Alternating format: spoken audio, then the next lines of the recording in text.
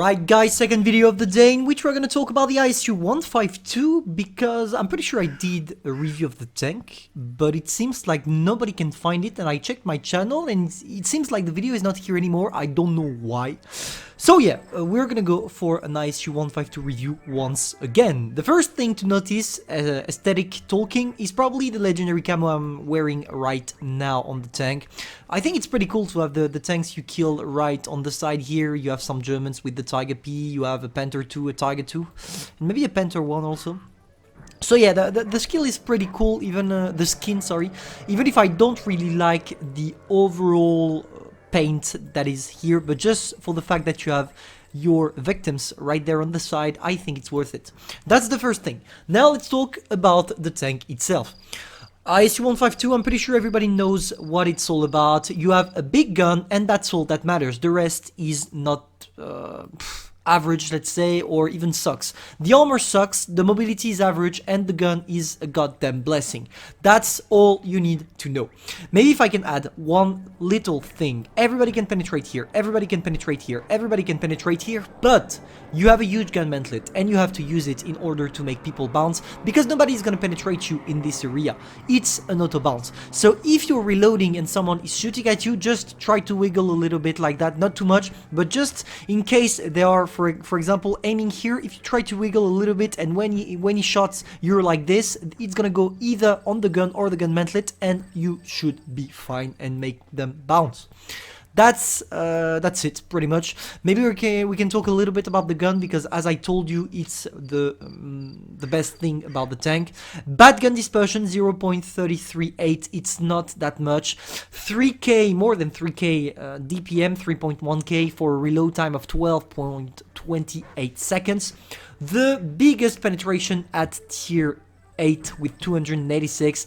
330 with APCR, so you're not gonna struggle penetrating with that.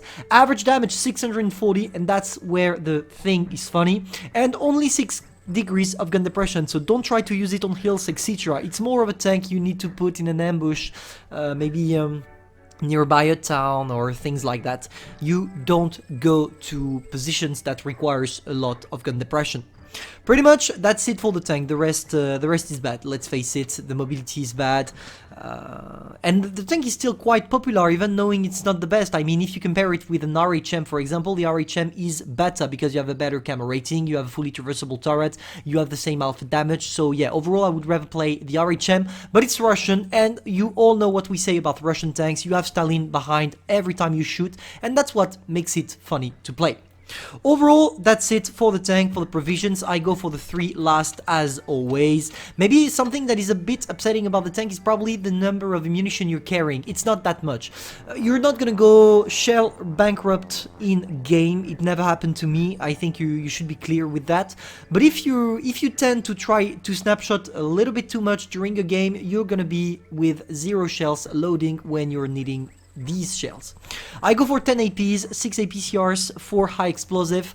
I think it does the job. I mean, you're not gonna shoot APCRs too much. It's nearly never gonna happen. But I still carry 6 just in case.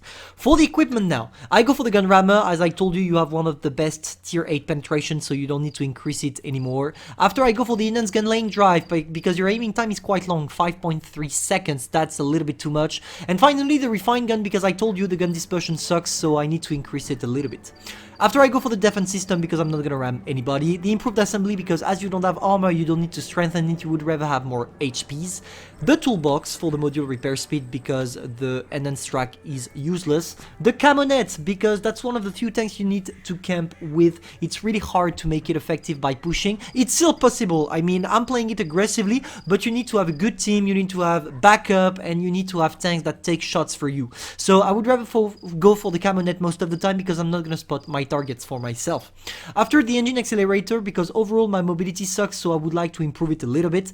And finally, you have the choice. You can go for the consumable delivery system or the high-end consumable. If you go for the high-end consumables, you will be able to shoot twice with adrenaline, and knowing that you have a big alpha damage, you have more chances than other tanks to destroy crew members, etc. modules. Therefore, if you put adrenaline, you're going to increase your chances even more, so you can go for the duration, but the cooldown is also working. Both of them are effective. I go personally for the duration of consumable, the high-end one, but it's a choice that is up to you. Pretty much that's how I'm playing the ISU. Now let's go for some live replay, boys. Alright, so we're gonna talk a little bit about the playstyle. It really depends on if you're skilled or not. Most of the time, the best thing you can do with this tank is probably camping. If you're in tier 9, like it's the case here, or if you're in tier 7 and tier 8, you can play it aggressively. For real, it's gonna work like hell. Especially if you're against tier 7s that have not the best armor, because you're gonna be able to penetrate with HEs. So, I don't want to camp. I don't want to show you a basic camping thing. So I would rather try something a little bit different by going with my team on the right side of the map. And I'm going to try to get them to follow me, and it didn't work. Alright, as it didn't work, I need to change my tactic. I can't go alone on one side, but I can defend the side. I have 640 alpha damage, so I can... Yeah, I can... My enemies are gonna fear me. Let's say it like this. So I'm gonna take this camping position real quick in order for me to destroy everything that is coming here, if something is coming. And if nothing is coming, I'm gonna try to play it sneaky. It works. It actually works. If you're not getting pushed, of course. I'm gonna wait maybe 30 seconds here. When it's 6 minutes, I'm gonna go down somewhere else. Here we can see the CDC. I'm gonna maybe try to sneak an HE. Come on, CDC, show yourself. Yeah. Oh, I should have waited. I'm retarded. 6, 5, 4. He's gonna come back. He's gonna come back. Oh, boy. That's juicy. Alright. Our first shot is done. We reload. We're probably gonna kill that WT. Are they watching? No. Come on. Okay, good. We managed to penetrate that HE. We were quite lucky, though. We were quite lucky. 3, 2. Come on. Okay, we managed to kill both of them. That was easy. That was quite easy. See, I was defending the side and it worked perfectly. It seems like they all decided to go on this side. They are all in front of me. Oh, Tiger. Oh, even better. I'm gonna go for the ISU. I don't think I'm spotted for the moment. Okay, we go for a first shot. As you all know, I don't have any good armor, so I don't want to go straight in. I managed to get my shot done. Let's go.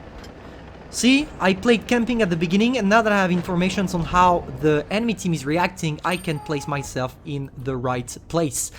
Derp the Tiger 2, we only have to deal with the WZ. That was quite easy, 0-7. Not the hardest game ever. Maybe you can actually manage to sneak a shot on the WZ before he dies. Come on. Yeah, see, the mobility is not good. See, I'm going at 35 kilometers per hour. That's not a lot. Let's face it, not a lot at all. I shouldn't have gone for an APCR. I went for an APCR to be sure if it went in the turret I would be able to destroy the guy. But yeah, still, that was a cool game. I don't know, maybe it's gonna be an ace tanker if I'm lucky. Is it an ace tanker? No, first class, but I'm fine with it. We were quite lucky on the CDC. I just want to see how much if we destroy something. Oh yeah, okay, we put him on fire. And that poor WT.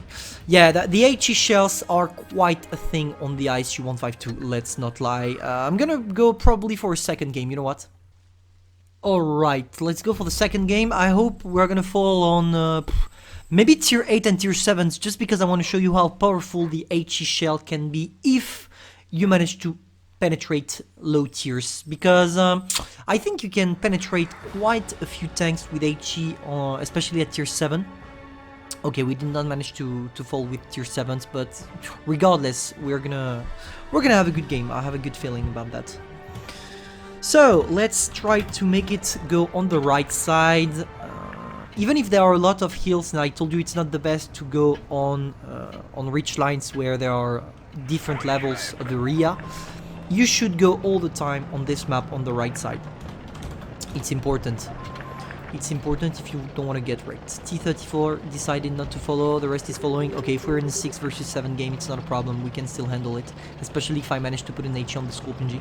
So I have different options here. I can go there, right here, where I'll be able to snipe whatever is coming, where the standard be spotting, or I can try a little bit more aggressive method.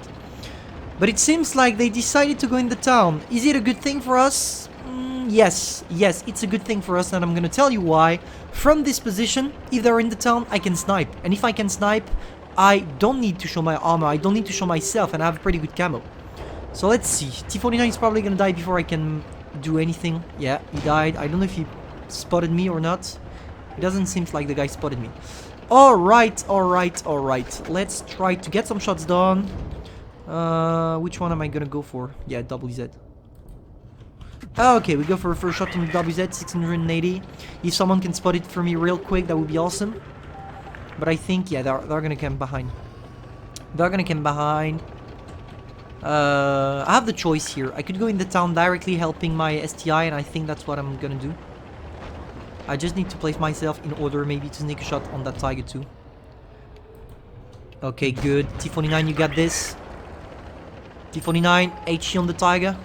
No, you're greedy. You wanted to go on the Scorpion G. Understandable. Have a nice day. Yeah, that's gonna be tough. But we need to act quick.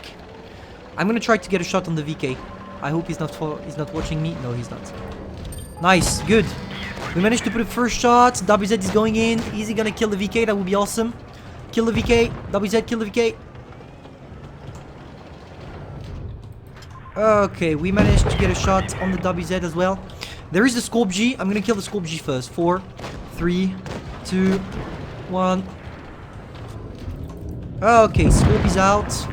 Come back. I'm gonna try to save that guy. I'm gonna try to take the shell. 3, 2. Bad idea. WZ. That was a bad idea. Okay, let's try to kill that KPZ. No, we did not manage. Are you, if you can kill the KPZ now that it's low life? Good.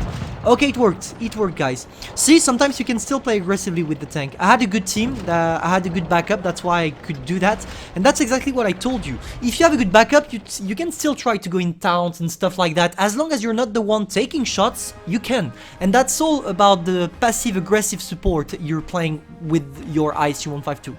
Okay, you know what? I might end the review now because I showed you 2 games. One where I had to camp, and one where I was in an active gameplay. So I think it pretty sums up how you want to play your ISU-152. If you have any questions, you can ask them in the comments, and it will be my pleasure to answer to everybody. Thank you all for watching, and see you soon.